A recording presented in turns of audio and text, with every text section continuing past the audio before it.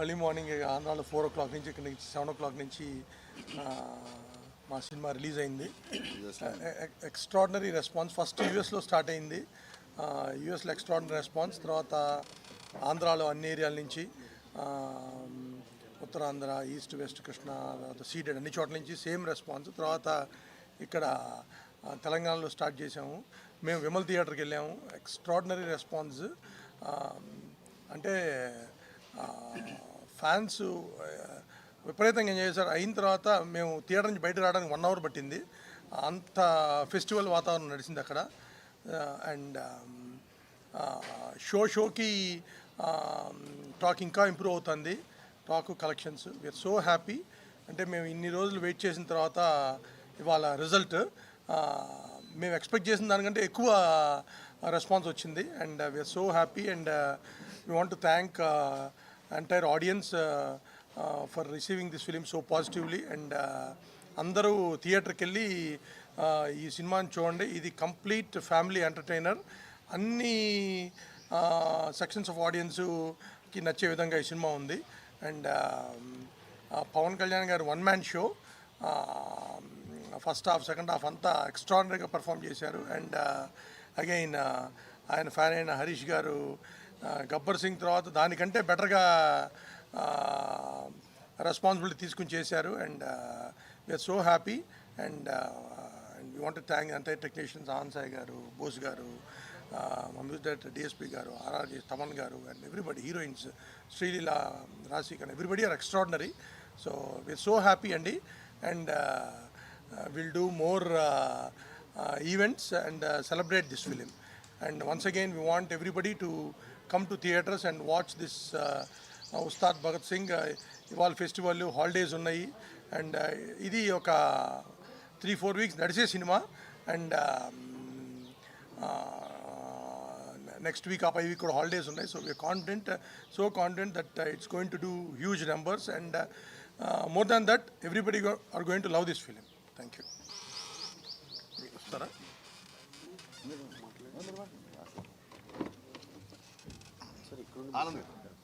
అది వినపడుతుందా?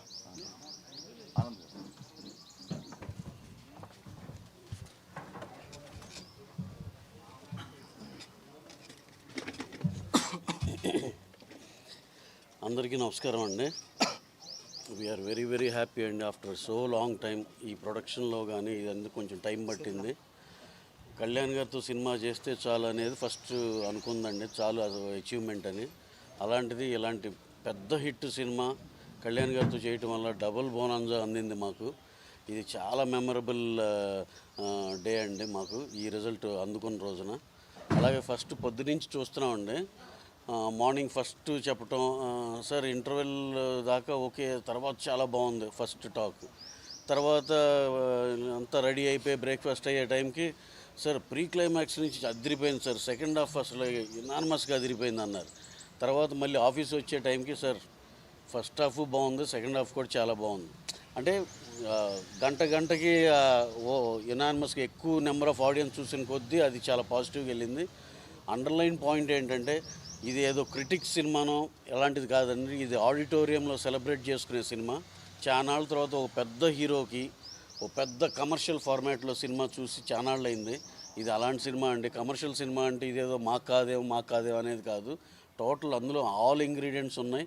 Family audience చానాళ్ళ తర్వాత ఓ పెద్ద స్టార్ సినిమా థియేటర్కి వెళ్ళి చూసి ఎంజాయ్ చేసే సినిమా. మేమంతా ఎంతో హ్యాపీగా ఉన్నామండి. చాలామంది రేరెస్ట్ బాగా క్రిటికల్గా చూసే వాళ్ళ ఒపీనియన్లు కూడా తీసుకున్నాం. అందరూ ఎనానిమస్గా అదిరిపోయింది సార్ అన్నారు. అందరూ చాలా హ్యాపీగా ఉన్నారు. మా డిస్ట్రిబ్యూటర్స్ ప్రతి ఒక్కళ్ళు అయితే ప్రతి గంట చేసి, సార్ నూన్ షోల కంటే మ్యాట్నీలు బాగున్నాయి సార్, మ్యాట్నీల కంటే ఇది ఏ పెద్ద సినిమాకైనా ఇనీషియల్గా పొద్దున్నే కొంచెం ఓకే ఇది బాగానే ఉంది సార్, బాగానే ఉంది అంటారు. తర్వాత నెమ్మదిగా చాలా బాగుంది సార్, తర్వాత హిట్, సూపర్ హిట్. ఇలా ఈ మధ్యకాలంలో ఏ సినిమాని మీరు ఉదాహరణ తీసుకున్నా సరే పొద్దుని సాయంత్రం ఫస్ట్ షోకి వెళ్ళేపాటి సూపర్ హిట్ సార్ అనేది మంచి సినిమాలు అన్నిటికీ వచ్చింది. ఇది కూడా అలాగే హిట్ అంటున్నారు. ఫస్ట్ షోకి సెకండ్ షోకి సూపర్ హిట్, బ్లాక్ బస్టర్ అనే టాక్ సెటిల్ అవుద్దని మేము బలంగా నమ్ముతున్నామండి. ఇదేదో జస్ట్ మేము నమ్మామనే కాదు, మేము అందరి దగ్గర ఫీడ్బ్యాక్ తీసుకున్నాక చెప్తుంది. We're very very happy for the success of this film. మేము ఏదైతే ఎక్స్పెక్ట్ చేసామో ఇనీషియల్గా స్లోగా ఉంటుంది అనుకున్నాం, కానీ దాన్నే సర్ప్రైజ్ చేసింది. నిన్న నైజాంలో బుకింగ్స్ ఓపెన్ చేస్తే ఎంత సక్సెస్ఫుల్గా ఎలా ఫుల్స్ అయినాయో మేము అంత కళ్ళారా చూసాం. We're very very happy. రేపు ఎల్లుండి నాకు తెలిసి సండే కల్లా అందరూ బ్రేక్ ఏమైనా అయిపోతారని బలంగా నమ్ముతున్నాం. వెరీ వెరీ హ్యాపీ అండి. హరీష్ గారు వెరీ వెరీ థ్యాంక్స్ ఇలాంటి సినిమా మాకు ఇచ్చినందుకు. అందులో కళ్యాణ్ గారితో చాలా చాలా హ్యాపీగా ఉన్నామండి. అలాగే మా డిస్ట్రిబ్యూటర్లు, ఎగ్జిబిటర్లు అందరూ కూడా ఈ సినిమా చాలా హ్యాపీగా ఉంటారు. ఆడియన్సెస్ అందరూ కూడా మంచి సినిమా. ఈ పండగల సీజన్లో ఇంటర్మీడియట్ ఎగ్జామ్స్ అయిపోయి నెక్స్ట్ 10th అయిపోయి ఇవన్నీ అయిపోయినాక అందరికీ ఒక సెలబ్రేషన్ సినిమా, కరెక్ట్ సినిమా, బంచులుగా వెళ్ళితే ఆడిటోరియంలో ఎంజాయ్ చేసే సినిమా. చాలా చాలా థ్యాంక్స్ అండి for all the cost and crew. ఈ సినిమాలో చేసిన అందరికీ, డిఎస్పి గారు సాంగ్స్ కానీ, తమ్మన్ గారు బ్యాక్గ్రౌండ్ స్కోర్ కానీ, శ్రీలీల గారు, రాశి ఖన్నా గారు, మా ఆనంద్ సాయి గారు సెట్సే కానివ్వండి, డిఓపి అయాంక బోస్, రవివర్మన్, అసలు అందరూ ఒకళ్ళు కాదండి, చంద్రబోస్ గారు, లిరిసిస్ట్ అందరికీ పేరు పేరున థ్యాంక్స్ అండి. ఇది చాలా మెమరబుల్ సినిమా. ఎన్నాళ్ళ నుంచో వేచి చూస్తున్న దానికి వాళ్ళు రానే వచ్చింది. We're very very happy for everything what all happen to Ustaad Bhagat Singh అండి. Thank you very much. ఇంకా హీరో గారి గురించి చెప్పాలంటే మేము ఇదివరకు చెప్పినట్టే ఎంత అంటే అంత అందంగా ఉన్నారు సినిమాలో. దీంట్లో ఒక 10 పాయింట్స్ రాసుకోవచ్చు అండి దానికోసం, దేనికి వెళ్ళాలి అనే దానికి. అలాంటి ఐటమ్స్ చాలా ఉన్నాయి దీంట్లో. ఇంకా హీరో గారు పడిన కష్టానికి కానీ దీనికి కానీ కరెక్ట్ డివిడెంట్ అని మేము అనుకుంటున్నాం. Sir, you have done an excellent job అండి. Thanks a lot for giving us this memorable film Kalyan గారు. థ్యాంక్ యూ వెరీ మచ్ అండి. బోస్ అన్న ఆనంద్ బోస్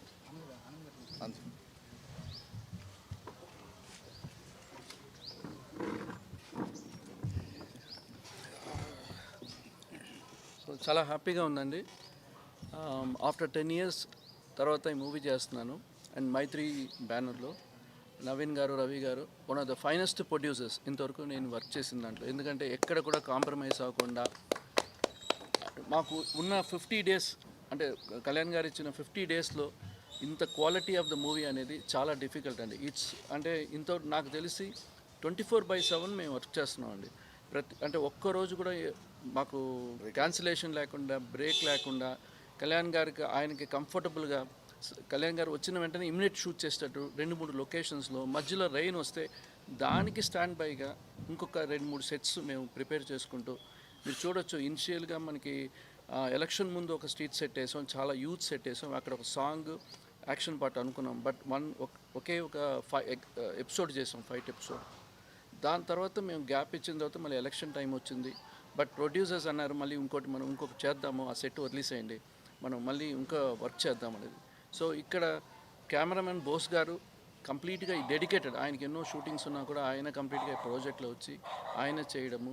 ప్లస్ రవివర్మన్ గారు పర్టికులర్ సాంగ్స్ అనుకుంటే మీకు ఒక్కొక్క సాంగ్, అంటే దేఖ్లేంగే సాంగ్ అనేది డైరెక్టర్ గారు సాంగ్ చెప్పిన వెంటనే ఒక పోలీస్ అకాడమీ లాగా ఉండాలని సో డిజైన్ చేసాం. దానికి ఎక్కడ కాంప్రమైజ్ అవ్వకుండా, అంటే లైటింగే 10 days చేసాం. బాంబే నుంచి లైట్స్ అని తీసుకొచ్చారు.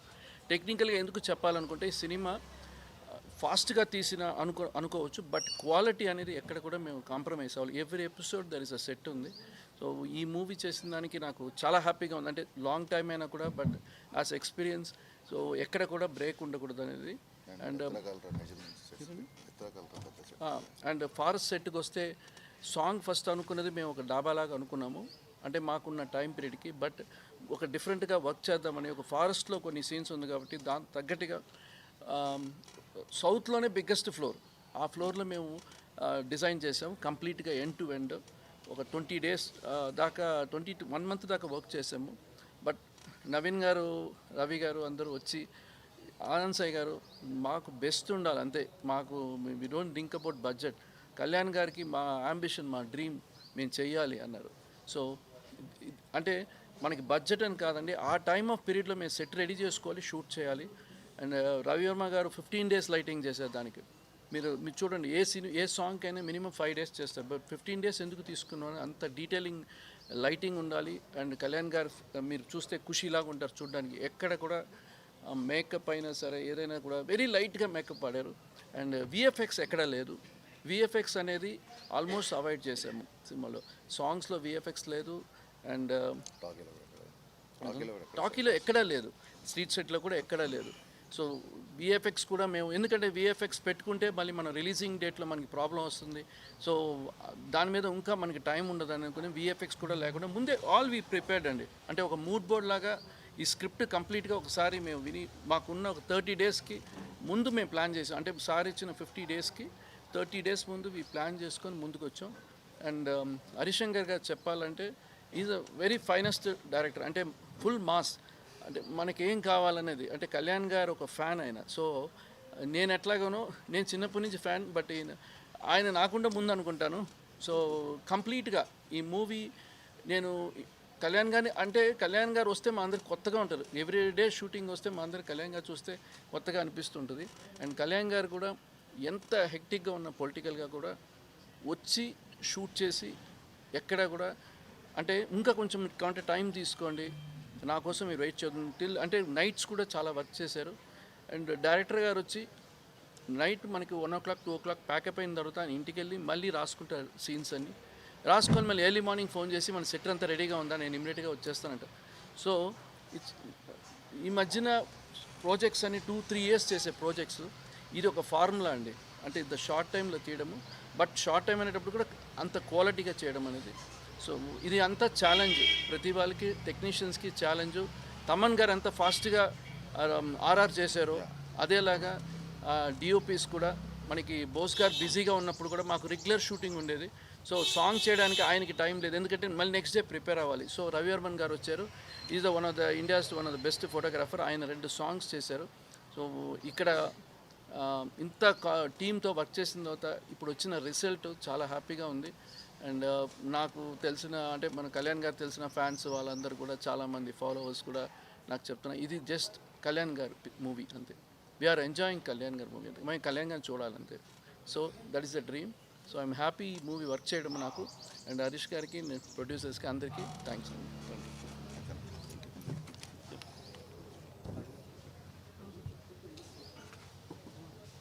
దానా కళ్యాణ్ గారు చాలా అందరికీ నమస్కారం. తమ్ముడు హరీష్ మొదటి చిత్రం షాక్ నుంచి ఇప్పటివరకు దాదాపు అన్ని సినిమాలకు నేను పాటలు రాశాను. అట్లాగే పవన్ కళ్యాణ్ గారి మొదటి సినిమా అక్కడమ్మాయి ఇక్కడబ్బాయి నుంచి ఈ సినిమా వరకు 90% సినిమాలకు పనిచేశాను. ఎన్నో మంచి పాటలు, ఎన్నో గుర్తింపునిచ్చే పాటలు, ఎన్నో సంతృప్తినిచ్చే పాటలు రాశాను అన్ని సినిమాలకు. ఈ సినిమాలో చరణంలో ఒక మాట రాశాను, మెత్తని మట్టిలో మొలిచిన మొలకవు కాదోయ్ నువ్వు, బండరాలను బద్దలు కొట్టిన మొండి మొక్కవే నువ్వు. ఈ భావం ఈ సినిమా ఆరంభం నుంచి ఈ విజయానందం వరకు జరిగిన ఈ ప్రయాణానికి, ఈ మలుపులన్నిటికీ కూడా ఈ భావం సరిగ్గా సరిపోతుంది. ఈ ఒక విజయవంతం సాధిన సినిమాలో పాటలు రాసే అవకాశం నాకు ఇచ్చినందుకు తమ్ముడు హరీష్కి మనస్ఫూర్తిగా ధన్యవాదాలు. అట్లాగే అవకాశం ఇచ్చిన నిర్మాతలకు మనస్ఫూర్తిగా కృతజ్ఞతలు. దేవిశ్రీ ప్రసాద్ గారు కూడా మనస్ఫూర్తిగా నా ధన్యవాదాలు తెలియజేసుకుంటూ ముగిస్తున్నాను. ఈవినింగ్ గద్దర్ అవార్డ్స్ ఉన్నాయి అని విన్నాను. అయినా సరే మీరు ఆ టైం అడ్జస్ట్ చేసుకొని ఫస్ట్ మా ఈ విజయోత్సవాన్ని మీతో పంచుకునే అవకాశం ఇచ్చినందుకు కోటి కృతజ్ఞతలు. చాలా రోజుల తర్వాత ట్విట్టరు, ఇన్స్టా, వాట్సప్, ఫేస్బుక్ ఇవన్నీ చాలా అందంగా ఆకర్షణీయంగా కనబడుతున్నాయి.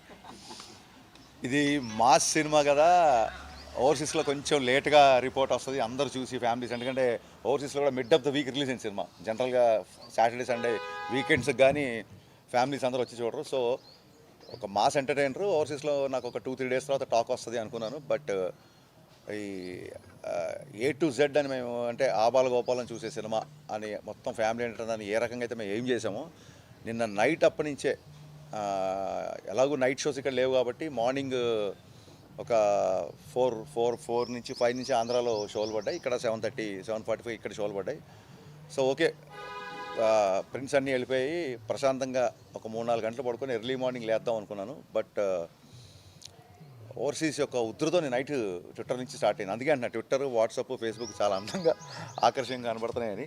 నిన్న ఈవినింగ్ నుంచే, అదే నైట్ నుంచి స్టార్ట్ అయిపోయింది అక్కడ. ఎందుకంటే అక్కడ యూఎస్లో ఈవినింగ్ షో స్టార్ట్ అయ్యి బిగినింగ్ నుంచి నేను ఏం చెప్తున్నానో అదే రిజల్ట్ రావడం అనేది చాలా చాలా చాలా చాలా సంతోషంగా ఉంది. చాలామంది చెప్తున్నారు, ఇంత పెద్ద కంటెంట్ పెట్టుకొని మీరు దాచారేంటి, చెప్పలేదేంటి, చెప్తే ఇంకా బాగా బజ్ క్రియేట్ అయ్యేది కదా, ఇంత ఇంత ఇంత సాలిడ్ కంటెంట్ ఉందని మాకు తెలియదు సెకండ్ హాఫ్లో అని చెప్పి అన్నారు. నేను నా సాలిడ్ కంటెంట్ రెడీ చేయడానికి టైం పట్టింది. అది రెడీ చేయకముందు ఆ కంటెంట్ ఉందని ఎలా చెప్తాము. సో మాకున్న పరిస్థితులలో సినిమా 19వ తారీఖు కల్లా రిలీజ్ అయిపోవాలి, థియేటర్లో ఉండాలంటే మనం చెప్పినట్టు ఒక 3 రోజుల ముందు ఓవర్సీస్ ప్రింట్లు పంపాలంటే మాకు 16వ తారీఖే డెడ్ లైన్. 16వ తారీఖు కల్లా రెడీ చేయాలి. ఈ రెడీ చేయడానికి తమన్ అండ్ టీం, అలాగే మా ప్రొడక్షన్ టీం, చందు గారు, మా డైరెక్షన్ డిపార్ట్మెంటు, మా ప్రొడక్షన్ రాంబాబు గారు, శ్రావణ్, సతీష్, సత్య, అందరి పేర్లు చెప్పాలి, బాబు, వీళ్ళందరూ అన్నపూర్ణ స్టూడియోలో వంతుల వారీగా, అంటే ఒక ముగ్గురు నైట్ అంతా ఉంటే ఇంకో ఇద్దరు 2 అవర్స్ పడుకొని వచ్చి మళ్ళీ 2 అవర్స్ చూడండి, మన సరిహద్దుల్లో కాపలా కాసే సైనికుల్లాగా పనిచేశారు నిజంగా. వాళ్ళందరికీ అఖిల్, రవి, అభి, గురు, అందరి డిపార్ట్మెంట్లో ఉన్న హర్షి, లోకేష్, వీళ్ళందరికీ నేను చేతులెత్తి బాబీ గుండెకేం చెప్పాం కదా, బాబీ అయితే అసలు 1 అవర్ కూడా పడుకోలేదు. సో 16th ప్రింట్స్ రెడీ చేసి పంపించడమే ఈ సినిమా యొక్క పెద్ద సక్సెస్ అండి. ఆ రకంగా ప్రీపోన్ చేసినా సరే పంపించగలిగాం. That is the biggest success first. అందుకే ఓవర్సీస్లో మేము అనుకున్న అన్ని చోట్ల షోలు పడ్డాయి. అది చాలా పెద్ద సక్సెస్. అక్కడి నుంచి మొదలు పెడితే నేను డే 1 నుంచి చెప్తున్నా, నేను తీసేది కమర్షియల్ ఎంటర్టైనర్. పవన్ కళ్యాణ్ గారిని ఒక ఫ్రీ ఫ్లోన్ స్టార్ట్ చేసే ట్విట్టర్లో కొత్త పదం. పవన్ కళ్యాణ్ గారి స్వాగ్, పవన్ కళ్యాణ్ గారి హిస్ట్రియానిక్స్, పవన్ కళ్యాణ్ గారి ఒరిజినల్ డిఎన్ఏ, ఆయనకు ఉండే ఒక ఫ్రీ కరిజ్మాటిక్ బాడీ లాంగ్వేజ్ ఏదైతే ఉంటుందో ఇది చాలా సంవత్సరాల నుంచి మిస్ అవుతుంది. నేను ఇదే చూపించబోతున్నా. నేను కమర్షియల్ ఎంటర్టైనర్ తీస్తున్నా అని చెప్పే కమర్షియల్ ఎంటర్టైనర్ తీసా. నేను ఏ రోజు ఒక కళాత్మకమో లేకుంటే ఇంకో కళాఖండమో తీస్తున్నా అని చెప్పలేదు. సో దయచేసి ఎక్కడన్నా కొంతమంది అందరి అభిప్రాయాలు తీసుకోవాలి కాబట్టి కొంతమంది ఫస్ట్ హాఫ్లో ఒక సీన్ కొంచెం స్లో ఉందన్న ఇంకోటన్నా, నేను బిగినించి అదే చెప్తున్నా. ఒక హై రావాలంటే ఒక లో ఉంటుంది. ఒక చీకటి వచ్చినప్పుడే వెలుగుకి అందం, ఒక పగలు చూసినప్పుడే రాత్రికి అందం, లేదా రాత్రి తర్వాతే ఉదయానికి విలువ. డెఫినెట్గా ప్రీ ఇంటర్వెల్ వరకు సినిమా అలా చిన్న ఒక చైల్డ్ ఎపిసోడ్లో హీరో క్యారెక్టరేషన్ ఏంటి, హీరో ఇంట్రడక్షన్ ఏంటి చూపించాం. చైల్డ్ ఎపిసోడ్కే అబ్బాయి యాస్టీస్ పవన్ కళ్యాణ్ గారి లాగా ఇమిటేట్ చేశాడు. చైల్డ్ ఎపిసోడ్ అన్న యాస్టీస్ హీరోని చూసినట్టు ఉందని చెప్పి మెసేజ్ స్టార్ట్ చేశారు అందరూ. అక్కడి నుంచి హీరో ఇంట్రడక్షన్ బద్దలైపోయిందని మీరే అంటున్నారు. అక్కడి నుంచి మొదలు పెడితే ఒక ప్రీ ఇంటర్వెల్కి సినిమా లేస్తుంది కాబట్టి అక్కడి నుంచి సరదాగా వెళుతూ, ఆ సరదాలో కూడా బ్రేకప్ అయినంత మాత్రాన జీవితం అయిపోదు. ఈ బ్రేకప్ గురించి 10 మంది ఏం మాట్లాడుకుంటారన్న ఒక విషయం వదిలేసేయండి అన్న. ఒక మంచి యూత్కి కావాల్సిన కాన్సెప్ట్ చెప్తూ మంచి డైలాగులతో వెళ్తూ ఒక్కసారి ప్రీ ఇంటర్వెల్ నుంచి అందుకుందంటే వి ఆల్ నో ఇంకా అక్కడి నుంచి సినిమా ఆగదని. క్లైమాక్స్ వరకు అలాగే ఉంది. సో ఎప్పుడైతే పవన్ కళ్యాణ్ గారి హిస్టరీనిక్స్ చూపిస్తున్నానో కొంతమంది వింటేజ్ పవన్ కళ్యాణ్ కావాలంటారు, కొంతమంది అన్న ఇంకా ఎంతకాలం ఇలాగా ఇంకా కొంచెం కొత్తది అన్న అంటారు. పూర్తిగా సినిమాని సమగ్రమైన దృష్టితో చూసేవాళ్ళకి చెప్పాల్సిందంటే చాలా చాలా చాలా కొత్త పాయింట్. జనరల్గా తెలుగు సినిమాలో విలన్ అనగానే మాఫియా డాన్లో, బ్యాడ్ పొలిటీషియన్లో, ఫ్యాక్షనిస్ట్లో ఇవన్నీ మనం చూసేసాం. అలా తీసిన తప్పని కాదు. ఫస్ట్ టైం ఎవరు నాకు తెలిసి హిందీలో టచ్ చేశారు కొంతవరకు, బట్ ఫుల్ పేజ్గా చెప్పలేదు పాయింట్. ఫస్ట్ టైం సమకాలీన సమస్య డెమోగ్రఫిక్ చేంజ్ అనేది, అది అస్సాం అవ్వచ్చు, వెస్ట్ బెంగాల్ అవ్వచ్చు, ఉత్తరప్రదేశ్ అవ్వచ్చు, చాలా చోట్ల ఒక డెమోగ్రఫిక్ చేంజ్ జరుగుతోంది. ఇల్లీగల్ ఇమిగ్రెంట్స్ యొక్క ఎఫెక్ట్, దాని మూలంగా మన మన మన పౌరుల నుంచి మిస్ అయిపోతున్న ఆధార్ కార్డులు, మన దగ్గర నుంచి మిస్ అయిపోతున్న ఓటర్ ఐడి కార్డులు, ఇలాంటివి ఎలా జరుగుతుందో మీరు పేపర్లో చూడండి, యూట్యూబ్లో చూడండి. ఈ తాలూకు సమస్య అనేది తీవ్రత ఉంది కాబట్టి దీన్ని మేము టచ్ చేసాం. It is a very very very contemporary and అందరం కాన్షియస్గా ఉండాల్సిన సమస్య. ఈ సమస్యని ఇందులో డిస్కస్ చేయాల్సి వచ్చింది. అట్ ద సేమ్ టైం ఎక్కడో మనందరం ఇండియన్స్, మనకు రీసెంట్గా జరిగిన పరిణామాలు ఎక్కడో మనని ఒక చిన్న బాధకు, అసంతృప్తిగా గురి చేస్తాయి కాబట్టి మన ఆడపడుచుల నృత్య తిలకం తీసిన సందర్భం మనం ఇటీవలే చూసాం కాబట్టి, ఎలాగూ డెమోగ్రఫిక్ చేంజ్ అనేది తీస్తున్నాం కాబట్టి ఆ పాయింట్ కూడా చాలా గట్టిగా మొహమాటం లేకుండా క్యారెక్టరేషనే భగత్ సింగ్ అని ఉంది. ఏదో న్యూస్ వచ్చింది కాబట్టి చెప్పి అప్పటికప్పుడు క్లైమాక్స్లో పెట్టింది కదా. మీరు అబ్జర్వ్ చేస్తే సెకండ్ హాఫ్లో మన వాళ్ళే ఇద్దరు ఎంప్లాయీస్ ఊరికే అలా కూర్చొని రకరకాల న్యూస్లు మొబైల్లో చూసుకుంటూ జోకులు వేస్తూ సైనికుల గురించి ఆవేయాలని మాట్లాడినప్పుడు భగత్ అనే క్యారెక్టర్ కోపం వస్తుంది. భారత్ మాతకి జై అండం ఈ ప్రాబ్లం ఏంటో. సో భగత్ అనే క్యారెక్టర్స్ చిన్నప్పటి నుంచి ఆర్క్ నుంచి చైల్డ్హుడ్ నుంచి క్లైమాక్స్ వరకు ఒక జాతీయతా భావంతో ఉన్న క్యారెక్టర్. అందుకు క్లైమాక్స్లో మామూలుగా బొట్టు పెట్టడం అనేది మన ఆడపడుచులు చేస్తారు. ఇప్పుడు మీరు హోటల్కి వెళ్ళినా ఎక్కడికి వెళ్ళినా క్రికెటర్స్కి వాళ్ళకి వీళ్ళకి హోటల్లో లేడీస్ బొట్టు పెడతాం. ఆడపడుచులకి హక్కు ఉంటుంది మనకు బొట్టు పెట్టే హక్కు.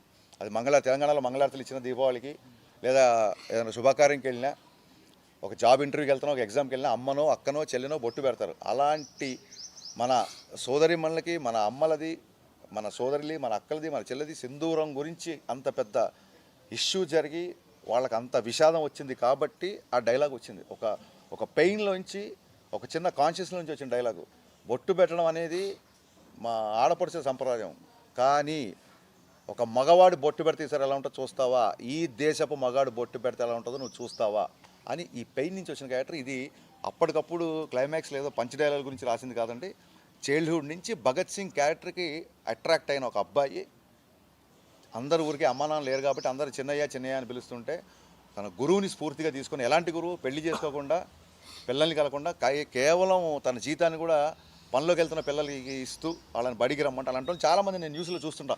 ఒక ఐఏఎస్ ఆఫీసరు ట్రైబల్కి ఎగ్జామ్స్కి పాపం ప్యాంటు పై వరకు అలా చెక్కొని వాటర్లో ఒక నదిలో 3 కిలోమీటర్లు 4 కిలోమీటర్లు అక్కడ వాళ్ళకి పరీక్షలు నిర్వహించడం, వాళ్ళకి చదువు చెప్పడం, కొంతమంది డాక్టర్లు, కొంతమంది నర్సులు కరోనా టైంలో అక్కడికి వెళ్ళి వ్యాక్సిన్ వేయడం, ఒక ట్రైబల్ ఏరియాలో స్వచ్ఛందంగా. అంటే సినిమాలో ఎందుకు సెకండ్ హాఫ్ ఎంతమంది బాగుంది అంటారంటే క్యారెక్టర్స్ అన్ని చాలా ఉదాత్తంగా ఉంటాయి. కేశవ కుమార్ క్యారెక్టర్, మీరు కొంచెం మీకు థ్రెట్ ఉంది, మీరు బయటికి వెళ్ళకండి, జనాల్లోకి వెళ్ళకండి అంటే, జనాల్లోకి వెళ్ళడానికి జనాలకు దగ్గరగా ఉండాలి కదా, వాళ్ళు పదవులు ఇచ్చారు మనకి, మనం వెళ్ళకపోతే ఎలా అనే ఒక క్యారెక్టర్. పల్లవి అనే ఫ్రెండ్ క్యారెక్టర్ ఒకటే రూమ్మేట్ అవ్వడం మూలంగా మిస్అండర్స్టాండింగ్తో తన బదులు నన్ను తీసుకొచ్చారు. ఇప్పుడు నేను కనుక తను కాదని చెప్తే ఇదే పొజిషన్ తను ఉంటుంది కదని చెప్పి తను త్యాగం చేసి ఆ పెయిన్ తీసుకున్న క్యారెక్టర్, ఆ క్యారెక్టర్ చాలా ఉదాత్తంగా ఉంటుంది. సో ఇలాగా అన్ని క్యారెక్టర్లు పండడం మూలంగా, ఈవెన్ పార్థిబన్ కూడా బ్యాడ్ క్యారెక్టర్ అయినప్పటికీ, ఒక నెగిటివ్ పాత్ర పోషించినప్పటికీ అమేజింగ్ స్క్రీన్ ప్రజెన్స్. యాక్చువల్గా ఎందుకు హీరో బతకాలి, నేను ఎందుకు నీ మనకి ఎంత బాగుంది అని చాలా కొడుకు చెప్తాడు, మా నాన్న అనవసరంగా ఎగోకి వెళ్ళాడు, ఆ రోజుని లేపేస్తావు పని అయిపోయిందని. సో ఒక అధికారం లేకపోతే ఒక అహంభావం ఉన్నప్పుడు కొంత మనుషులు ఒక మొండి పట్టుకు ఒక ఎగోకి వెళ్తారు చూసారా, అలాంటి ఒక నెగిటివ్ క్యారెక్టర్. సో ప్రతి క్యారెక్టర్ చాలా అద్భుతంగా పండడం మూలంగా మీరు అందరూ సెకండ్ హాఫ్ బాగుంది అన్నారు. సెకండ్ హాఫ్ బాగుంది అంటే ఫస్ట్ హాఫ్ బాగాలేదు కాదు, ఫస్ట్ హాఫ్ కంటే సెకండ్ హాఫ్ బాగుంది. ఎప్పుడైతే సెకండ్ హాఫ్ ఎక్స్ట్రానర్గా ఉందో, బాగున్న ఫస్ట్ హాఫ్ కంటే సెకండ్ హాఫ్ ఉంది. మా ఫ్యాన్స్ కూడా ఇలా యారోలు పెట్టేసి సెకండ్ హాఫ్ ఎక్కడో ఉంది, ఫస్ట్ హాఫ్ కంటే ఇలా 10 యారోలు పెడతారు.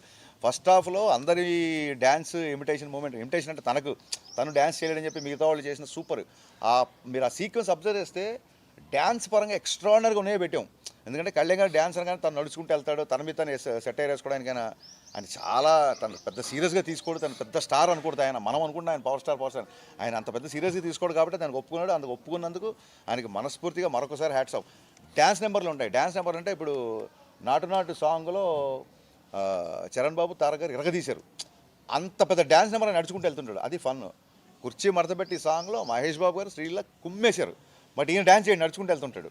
సో ఈయన డ్యాన్స్ అంటే కాస్త ఇబ్బంది పడతారన్న ఐటమ్ మీద చేసిన ఇదే తప్ప, ఇప్పుడు అలాంటి వానావాన వెళ్ళి చిరంజీవి గారు కూర్చొని జస్ట్ లెగ్స్తో ఒక మూమెంట్ వేస్తారు, ఈయన అలా కూర్చోబెట్టుకుని కనీసం లెగ్స్ కూడా ఓపెన్ అయినా. సో ఆయన మీద సరదాగా, ఎందుకంటే నెక్స్ట్ ఎలాగో డ్యాన్స్ చేశారు కాబట్టి చేస్తే ఆ ఫస్ట్ హాఫ్లో ఆ ఐటమ్ కానీ, అలాగే ప్రీ ఇంటర్వెల్ నుంచి స్టార్ట్ అయ్యే ఫైట్ కానీ, అండ్ చైల్డ్ ఎపిసోడ్, అలాగే అక్కడి నుంచి ఇంకా సెకండ్ హాఫ్ అయితే నాకు ఫ్యాన్స్ అందరూ, నేను ఒక అబ్బాయి కళ్ళ మీద నిలబెట్టుకుని ఎప్పుడు తొలి ప్రేమన్నా ఎక్కడ టచ్ చేసేవన్నా అమెరికా నుంచి అర్జెంట్గా హైదరాబాద్ వచ్చి మళ్ళీ సినిమా చూడాలన్నా థియేటర్లో అని తెగ ఫీల్ అయిపోయాడు. సో తొలి ప్రేమ సాంగ్ వచ్చే సందర్భం, అలాగే దేక్లేంగే సాంగ్ లాస్ట్ సాంగ్ అవ్వడం, అండ్ కళ్యాణ్ గారి స్వాగ్, కళ్యాణ్ గారి డైలాగ్ నేను ఇవే టార్గెట్గా పెట్టుకున్నా, ఇదే చూపిద్దాం అనుకున్నా. ఒకవేళ కళ్యాణ్ గారిని అద్భుతంగా చూపించడం కాకుండా ఇంకొక అద్భుతమైన కథ, ఇంకో అద్భుతమైన కళాఖండ నుంచి ఎవరిని ఎక్స్పెక్ట్ చేసి ఉంటే దయచేసి క్షమించండి, నాకు ఇదే వచ్చు, ఇలాగే చేస్తాను.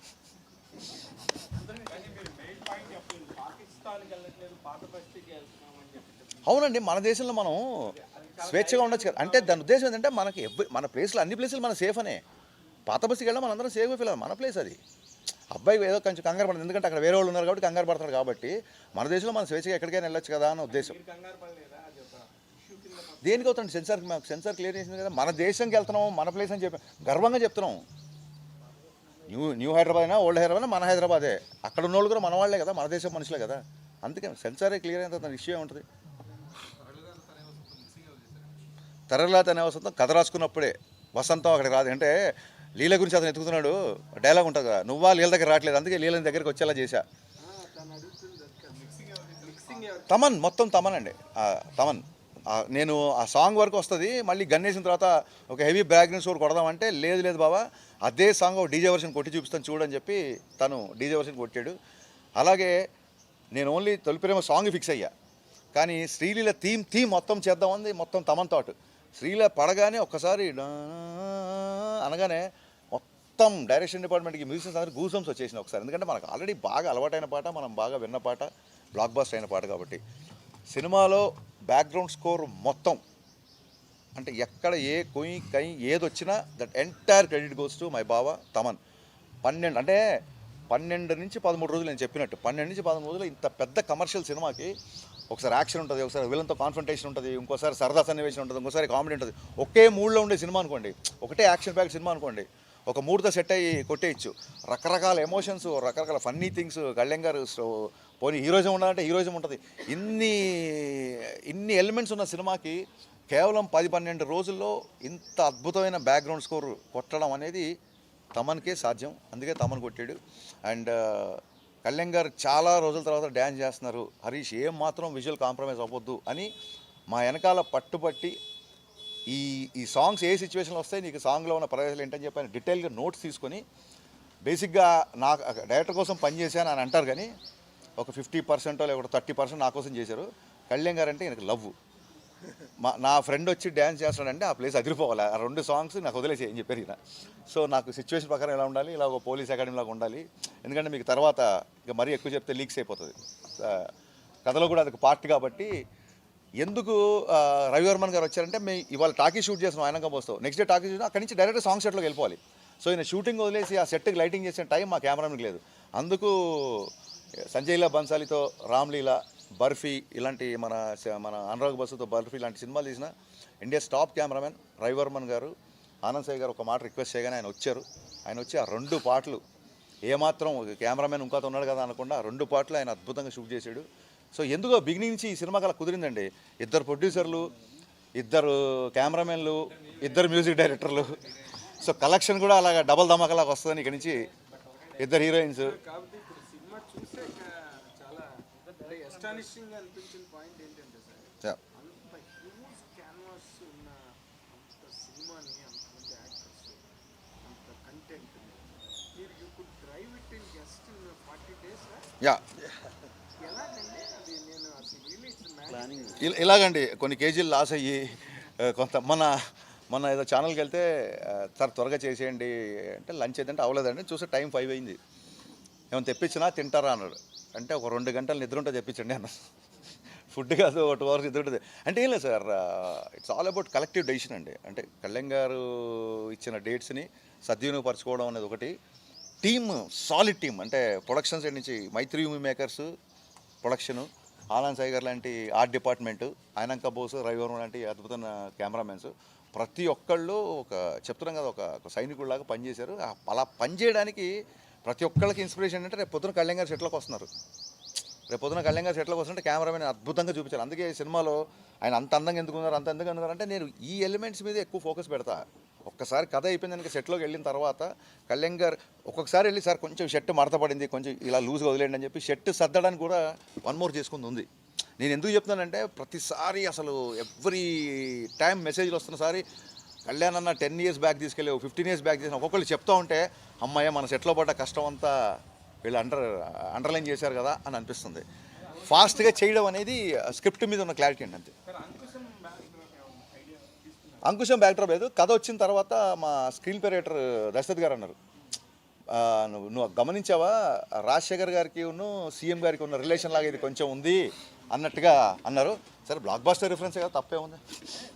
No analogy yeah analogy sir. Hero police character hero చేయడం అనేది ఎప్పటి నుంచో చూస్తున్నాం మనం. ఒక హీరో పోలీస్ క్యారెక్టర్ చేయడం మనం ఎప్పటి నుంచో చూస్తున్నాం. నేనే గబ్బర్ సింగ్ తీసా కదా, ఆయన భీమ్లా కూడా చేశారు కదా. అయినా సరే జనాలు ఇవాళ ఇంత ఆదరిస్తున్నారంటే చెప్పే పద్ధతి, screen play. Thank you. Touch wood అంటే చాలా కొన్ని చోట్ల ఎమోషన్ కానీ కంటెంట్ ఎక్కడికెక్కడ కనెక్ట్ చేసిన విధానం కానీ జనాలు ఇమీడియట్గా ఇదేముందనే ఒక మైండ్ సెట్ ఉంటుంది, కానీ అది రాయటం, అది తీసుకోవడం, ఆ పాయింట్ని మాత్రం hats off. Thank you sir. Thank you sir.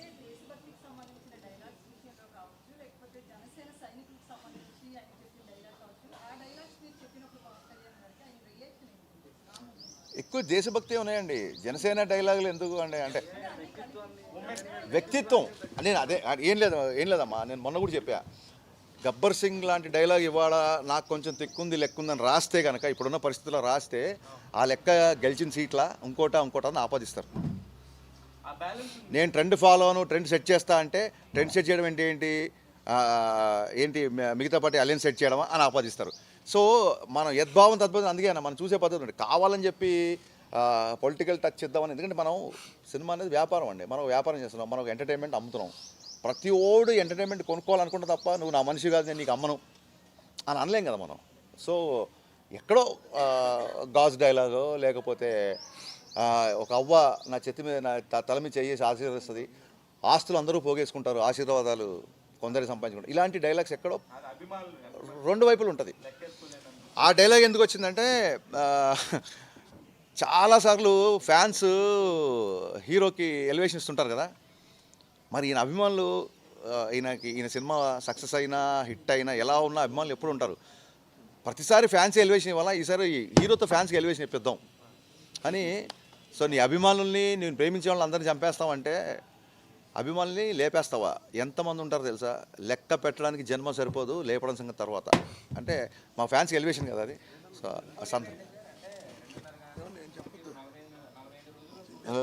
Dialogue సినిమాలో వచ్చేసింది కదా.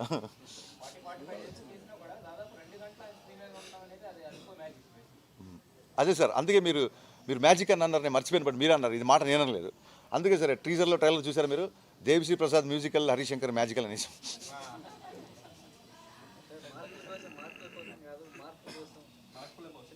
అవునండి, అంటే ఇలా ఉండే కుర్రాడు ఈడేం పని చేయ, అవును మార్కుల కోసం పనిచేసే కుర్రాడు కాదు, మార్కులు తెచ్చే కుర్రాడు కాదు, మార్పులు తెచ్చే కుర్రాడు. సో చిన్నప్పటి నుంచి అతనికి ఆ మార్పు ఉందిగా, వార్డెన్లో మార్పు తీసుకొచ్చాడు చిన్నప్పుడే, అలా అనమాట. రాజకీయ ప్రస్థానం ప్లస్ పవన్ స్టార్ యొక్క ఇమేజ్ అన్ని కలుపుకొని మంచి సిమెంట్ కాంక్రీట్ వేసినట్టు బ్యాలెన్స్గా ఉన్నాను మీరే అన్నారు కాబట్టి కృతజ్ఞత, థ్యాంక్ యూ సార్. అవునండి, అవునండి ఆయన కూడా చెప్పారు. ఐ థింక్ స్వప్నిక అనే అమ్మాయి అనుకుంటాను ఆయన. అందుకే మీరు చూడండి, నాకు తెలిసి గ్లిజరిన్ కూడా మేము గ్లిజరిన్ అంటే కూడా తీసుకోలేదు, ఆయన కొంచెం టైం తీసుకొని అమ్మాయి డైలాగులు అమ్మాయిని చెప్పమని చెప్పి, ఈయన షాట్లు తీస్తున్నప్పుడు కూడా మన సహజంగా ఆర్టిస్ట్ అవతరాలు ఉంటారు, కానీ అమ్మాయిని రమ్మని అమ్మ నువ్వు లాస్ట్ నువ్వు ఎలా ఫీల్ అవుతావు అలా చెప్పమని చెప్పి ఆయన ఐ థింక్ గ్లిజరిన్ లేకుండా కళ్ళమ్మ నీళ్ళు పెట్టుకున్నారు. ఆ సీన్లో గ్లిజరిన్ లేకుండా ఆయన ఏడ్చారు.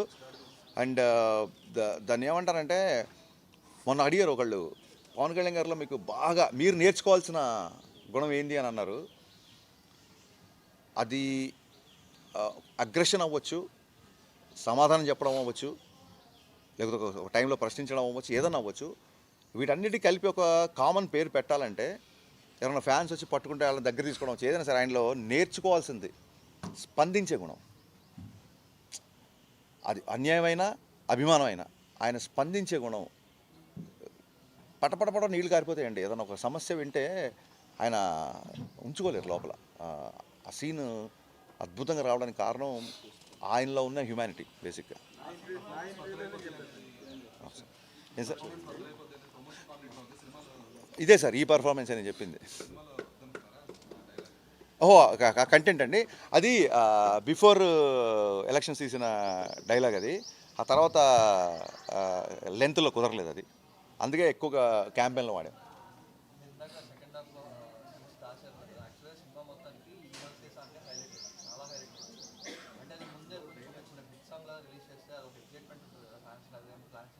కాదండి, అది చాలా అంటే మార్కెటింగ్కి వెళ్ళే ప్రతిదీ నేను మా చాయ్ బిస్కెట్ మనీ అనురాగ్ ప్రొడ్యూసర్లు మా డిపార్ట్మెంట్ అందరం కూర్చొని ఏ కంటెంట్ బయటకు వెళ్ళాలి, ఏది కంటెంట్ బయటకు వెళ్ళాలి చాలా సీరియస్గా ఆలోచించాం.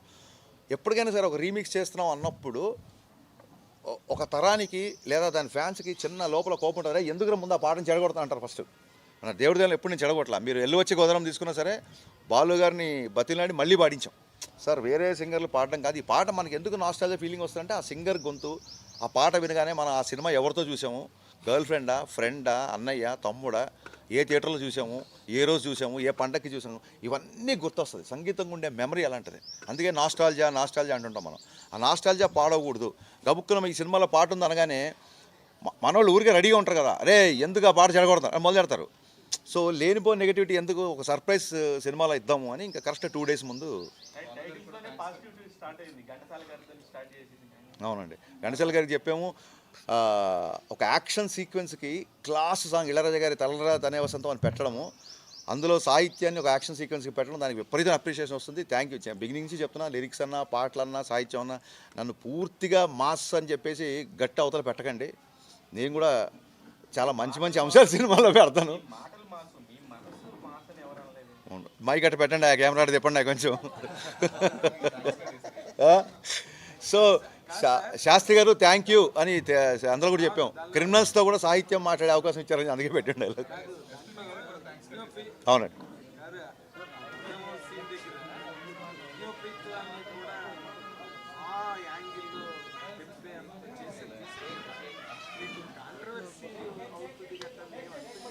సమాజంలో జరిగే అన్యాయాలతో పోలిస్తేనండి మన సినిమాలో చూపించి చాలా తక్కువ అండి. మీరు ఒకసారి న్యూస్లు చూడండి, మనుషులు ఇంత హారిబుల్గా ఉన్నారా, ఇంత దయనీయంగా ఉన్నారా. నిన్న మొన్న చూస్తే చిన్న చిన్న ప్రాపర్టీ కోసం 3 ఏళ్ల అమ్మాయిని 4 ఏళ్ల అబ్బాయిని, బయట జరిగే అన్యాయాలతో చూస్తే సినిమాలో చూపించే వైలెన్స్ కామెడీలా ఉంటుంది నాకు తెలిసి. ఇంకా రథయాత్రప్పుడు అటాకులు జరుగుతున్నప్పుడు దంద్యం అనేది చాలా చిన్న విషయం అని నా ఫీలింగ్. రే ప్రెస్ మీట్ జరుగుతుంది, ఒక నిమిషం అంతేగా. ఎనీ మోర్ క్వశ్చన్స్ అండి? సో మరొక మారి సినిమాను ఆదరిస్తున్న ప్రేక్షకులందరికీ Day 1 కంటే Day 2, Day 2 కంటే Day 3, Day 3 కంటే Day 4 ఇది కలెక్షన్లు పెరిగే cinema. So thank you all, thank you so much.